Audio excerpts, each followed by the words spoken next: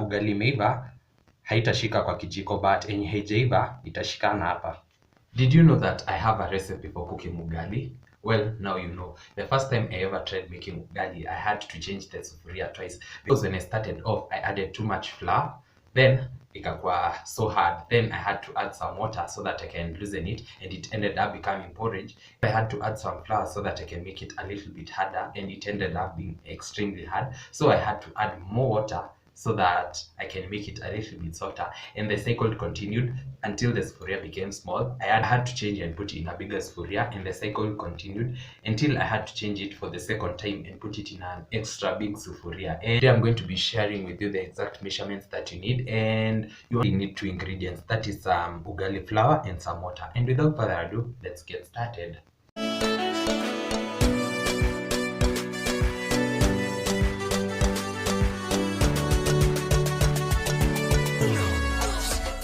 First things first, you need to identify your unit of measurement depending on the number of people you're going to be serving. And we are going to measure our ingredients in the ratio of every 1 cup of flour, we are going to add 1 1/3 cups of water. I call that the starter pack. If you've never made ugali before, please try out this ratio. So I have another advanced level where I use, for every 1 cup of flour, I use 1 1/4 cups of water. And that will mean that if I use 4 cups of flour, I'm going to use 5 cups of water.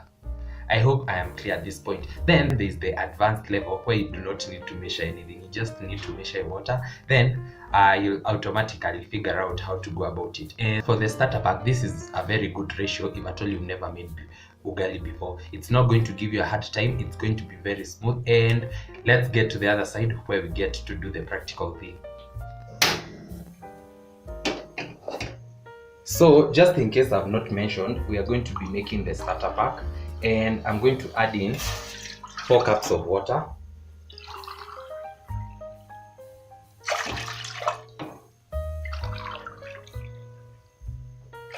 I have the third one. And finally, the 4th cup. And to make ugali, you need hot boiling water. So I'm going to cover this, and then I'll be back once it starts boiling. Now that this is nice and boiling, I'm going to reduce my fire to low. And that is just a safety precaution because the burns that you can collect from this stage, you can't recover anytime soon. So I'm going to go in with my 3 cups of flour, and we are just collecting it from our bucket like that. Hakuna kufinyilia. That's the second one. And finally, I have my third one. Then you're going to mix this till everything comes together. And for this particular level, this starter level, it's quite an easy recipe, so you do not have to worry about ugali kwa ngumu vile. So you can add everything at once. Then once you start mixing, everything will blend in together. So you do not need to ongeza kidogo kidogo. So I'm going to do this, and the more you kim, you can call this kiming. This process is called kiming, and the more you kim, the harder your ugali becomes. So that's exactly what you're going to do. And I like holding mine with this. This is called a kamata, and then I go in with my mwiko and I smash it at the edge of the sufuria, just like this, like that. Then we continue till everything comes in together.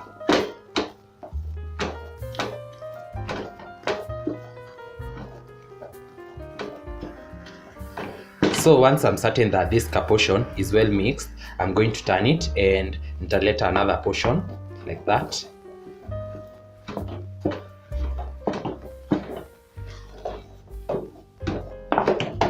Then I'm going to keep rotating the portions till everything comes in together as one.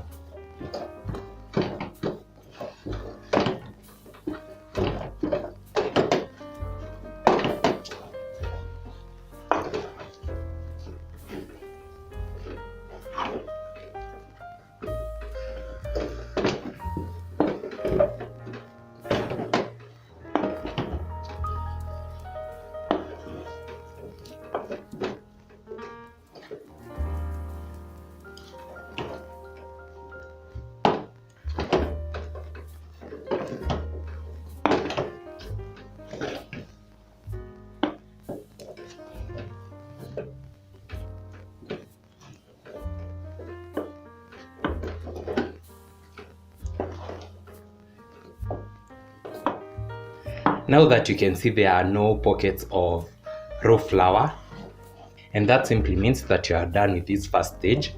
So I'm just going to cover this and let it cook for about 2 minutes on low. Then we'll be back to kuigeuza, to rotate it.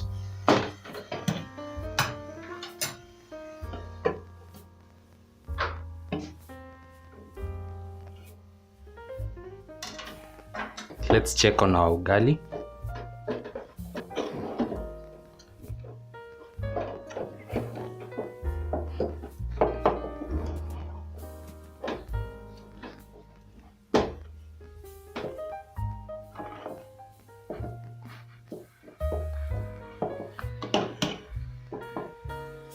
Then I'll give it a few more minutes, then I'll be back.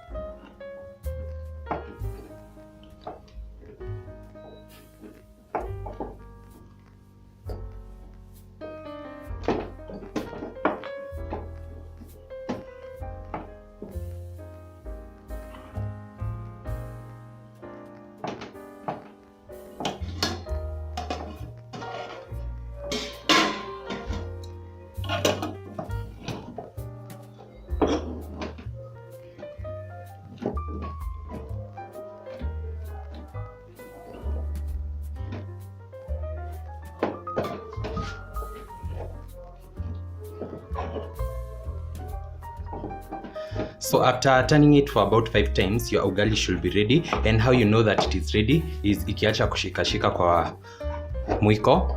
That's how you simply know that it is ready. As you can see, it's barely sticking to the mwiko. So at this point, we are ready to get it out of the fire. And what I like doing is, I run my mwiko through cold water, then we start making a kahil.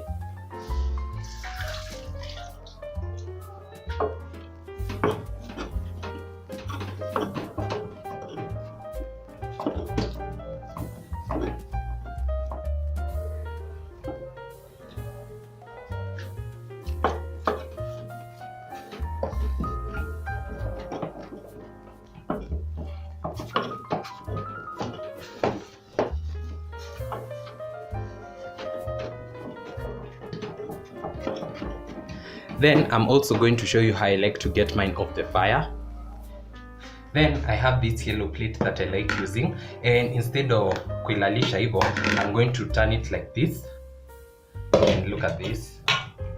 Then I place it like this, and the importance of this is so that steam isipate mahali pa kuteremkia, because when you put it the other way around, it's going to be like an inverted hill. Now steam is going to settle at the bottom of this plate, so your ugali is going to get wet. But ikiwa hivi, there's nowhere that steam is going to settle. Then I cover this. You're going to uncover this once you're ready for serving. So let me show you one way in which I like to serve my ugali.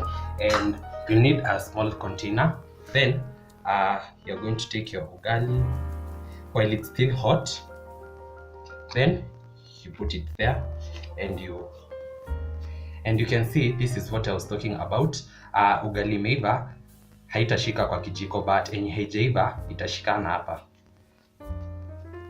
So that's how you simply know your ugali is ready. And I'll add a little bit more.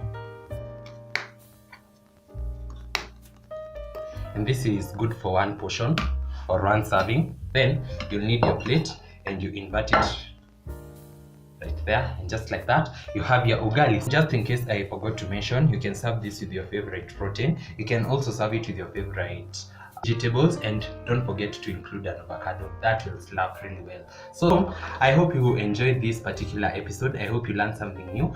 Don't forget to like, comment, share, and subscribe if you haven't, and I'll definitely see you in the next one. Bye.